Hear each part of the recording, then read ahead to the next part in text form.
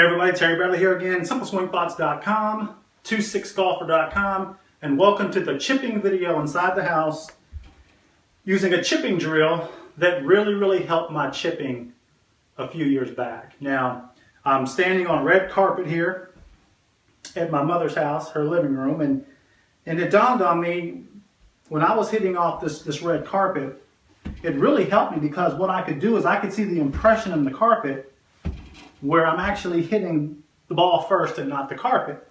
So this kind of setup really helped me to be able to chip the ball really well and become a good chipper over the years. Now, before we start, I'm going to explain to you exactly how to chip the ball. Now, the physics of this club, what I'm going to use, I'm using a lob wedge, okay, 60-degree lob wedge. I'm going to have this lob wedge wide open at address, okay. Now, what I'm going to do is, when I hit into the ball, the lip of this club is not going to hit the ground, okay. What's going to hit the ground is the bounce. And on this particular club, it's a 5-degree bounce, which is good. It's a low-degree bounce because the firmer your surface, the lower bounce you want. Okay, if I had like a 10-degree or a 12-degree bounce on this club, it would really be hard for me to what? It would really be hard for me to get under that ball because again, you don't want the lip of the club to hit the ground. The club's going to come in, the lip's going to stay above the ground, and the ball's going to jump up on the club face, right up the club face, and go where you want it to go. Okay? Again, your hands have to be leading. Your lip, again, does not touch the ground. It's the bounce. Okay? Now, how am I going to do this? Well, I'm going to, again, with my grip, I'm going to have this club wide open. See, that's about as wide open as you can get it. And what I'm going to do is I'm going to grip the club with my left hand and the base of my left hand fingers under the padding. I'm going to grab underneath the club. Now when I grab underneath, I'm not going to turn my wrist. I'm going to keep my wrist open because see, what I want is I want the bowed right forearm to match the loft of my club. In this case, the loft of the club is wide open and I want to make sure that club head squares. Now, how are we going to square the club face? Well, the club face basically, guys, is already square because you've already set it. See, once you set this and come back on plane, right here, come back on plane and come through, then basically your club head is square. So the only thing you have to do is you have to follow through.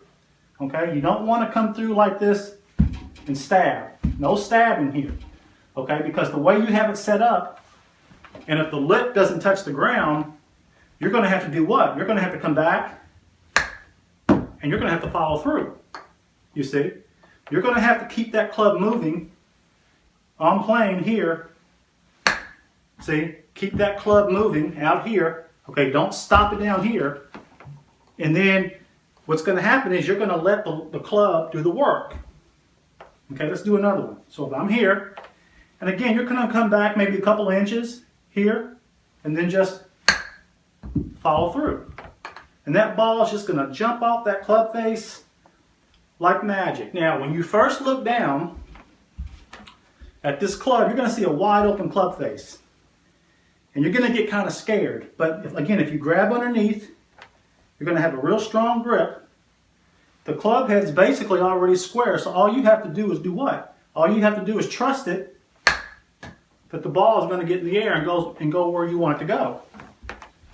Okay, and again, your head position is real important. Now, when you're this close to a ball and you're hitting the ball about 6 feet on a chip, okay, you don't have to emphatically, put your head behind the ball like this. Basically, on your setup, see, my head's already behind the ball. You probably can't see my head, but my head's already behind the ball.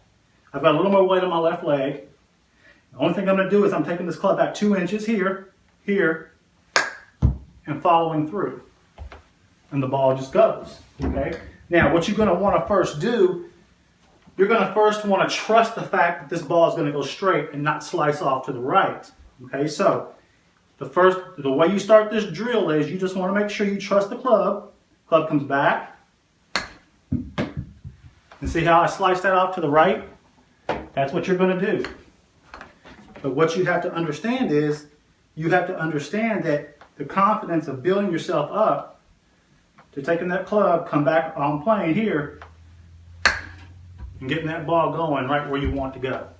Okay, so work on that chipping. This kind of surface, if you've got carpet that's tight, excellent in helping you what?